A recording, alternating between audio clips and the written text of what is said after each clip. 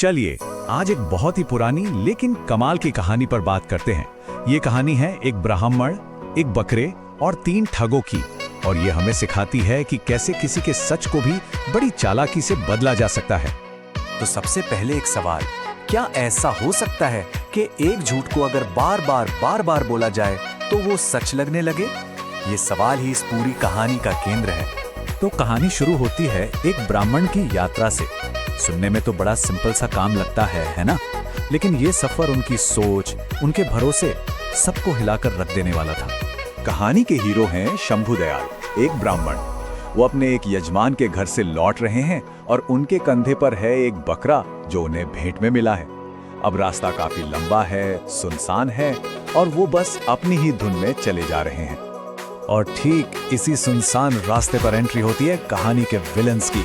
3 ठगों की नजर पड़ती है इस अकेले ब्राह्मण पे और उसके बकरे पर, और बस वहीं के वहीं उसे चुराने का एक शातिर प्लान बन जाता है। अब यहाँ से शुरू होता है असली खेल। ये कोई लड़ाई झगड़ा नहीं था, ये था दिमाग का खेल।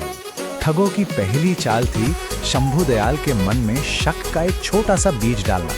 तो पहला ठग ब्राह्मण के पास पहुंचता है और बड़े ही भोलेपन से कहता है, अरे पंडित जी, आप ब्राह्मण होकर कंधे पे कुत्ता क्यों ढो रहे हैं? जरा सोचिए, शंभू दयाल के लिए ये कितना बड़ा शौक होगा। जिसे वो कीमती बकरा समझ रहे हैं उसे कोई कुत्ता कह रहा है। अब जाहिर सी बात है शंभू दयाल को तो गुस्सा ही आएगा। उन्होंने उस आदमी को डांटते हुए कहा, अंधे हो क्या? दिखता नहीं है बकरा है? उनका कॉन्फिडेंस देखिए। उन्हें अपनी आंखों पर पूरा यकीन था। हाँ, उन्होंने उसे भगा तो दिया, पर वो बात कहीं ना कहीं दिमाग में अटक गई।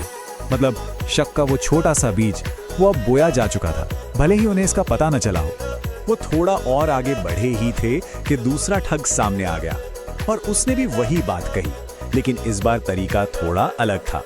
उसने कहा, पंडित जी, आप जैसे ऊंचे कुल के लोग कंधे पर कुत्ता लेकर चलें, ये शोभा नहीं देता। देखिए, अब बात सिर्फ देखने की नहीं, उनके मान सम्मान की हो गई थी। शंभू दयाल ने उसे भी डांटा, पर इस बार उनकी आवाज में वो पहले वाला दम नहीं था। अब सोचिए, एक ही झूठ 2 अलग अलग लोग बोल रहे हैं। उनका खुद पर से यकीन डगमगाने लगा। क्या सच में मुझसे कोई गलती हो रही है? और अब आता है कहानी का टर्निंग पॉइंट, वो मोड़ जहां ब्राह्मण की हकीकत पूरी तरह टूटने वाली थी। उनका दिमाग पहले से ही कंफ्यूज था, बस एक और धक्का और खेल खत्म। तो तीसरा ठग आगे बढ़ता है। वो इस पूरे धोखे को अंजाम देने के लिए तैयार था। ब्राह्मण पहले से ही शक के जाल में फंसे हुए थे और ये आखिरी मुलाकात सब कुछ तय करने वाली थी। और उसने भी वही सवाल किया, वही बात कि वो अपने कंधे पर कुत्ता क्यों ले जा रहे हैं। ये आखिरी बात, ब्राह्मण के बचे खुचे भरोसे पर सबसे गहरा वार। सिर्फ 3 बार।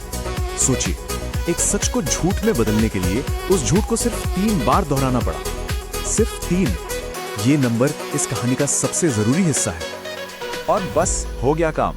ब्राह्मण को अब पक्का यकीन हो गया कि वो जिसे बकरा समझ रहे थे वो असल में एक कुत्ता ही है। उन्हें इतनी शर्म आई, इतनी ग्लानि हुई कि उन्होंने उस जानवर को वहीं जमीन पर फेंक दिया और खाली हाथ घर की तरफ चल दिए। और ठग, उन्होंने अपना इनाम उठाया और चलते बने। तो ये सिर्फ एक कहानी नहीं है, ये हमारे दिमाग के काम करने के तरीके पर एक जबरदस्त कमेंट्री है। चलिए अब इस पुरानी कहानी को मॉडर्न साइकोलॉजी के एक बहुत ही दिलचस्प कॉन्सेप्ट से जोड़कर देखते हैं। पंचतंत्र खुद इस कहानी का निचोड़ बताता है कि एक झूठ अगर बार बार बोला जाए तो वो सच लगने लगता है।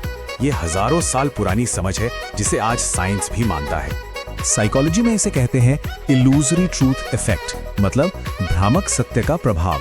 होता यह है कि जब हम कोई बात बार बार सुनते हैं तो हमारे दिमाग को उसे प्रोसेस करने में आसानी होती है, और इसी आसानी को हमारा दिमाग सच्चाई का सिग्नल समझ लेता है। यही वो ट्रिक है जो एडवर्टाइजिंग से लेकर प्रोपेगेंडा तक में इस्तेमाल होती है। अब अगर ठगों की स्ट्रैटेजी को देखें तो उन्होंने कमाल का काम किया, भले ही अनजाने में। स्टेप 1, पहले ठग ने झूठ का बीज बोया। स्टेप 2, दूसरे ने आकर उस झूठ को पानी दिया, उसे मजबूत किया। और स्टेप 3, तीसरे ने उस झूठ को एक पक्की सच्चाई बनाकर पेश कर दिया। ये एक परफेक्ट साइकोलॉजिकल अटैक था। तो देखिए, हकीकत और धारणा में कितना बड़ा फर्क आ गया। सच्चाई तो ये थी कि वो एक कीमती बकरा था, लेकिन ब्राह्मण के दिमाग में जो धारणा बनी वो एक अपवित्र कुत्ते की थी। तो इस पूरी कहानी से सीखने वाली बड़ी बातें क्या हैं?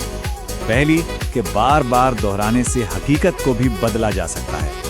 दूसरी कि शक को जानबूझकर एक स्ट्रैटेजी के तहत पैदा किया जा सकता है। और सबसे जरूरी, इन सबसे बचने का सबसे बड़ा हथियार है खुद पर भरोसा। तो कुल मिलाकर ये कहानी एक टाइमलेस वार्निंग है कि जब बाहर की दुनिया आपकी सच्चाई पर, आपकी समझ पर सवाल उठाए तो सबसे पहले अपने मन और अपनी इंद्रियों पर यकीन करें। अब ये कहानी हमें सोचने पर मजबूर करती है, क्या हमारी अपनी जिंदगियों में भी कुछ ऐसे बकरे हैं, मतलब ऐसी सच्चाइयां जिन्हें बार बार बोले गए झूठ की वजह से हम कुत्ता मानने पर मजबूर हो गए हैं? सोचने वाली बात है।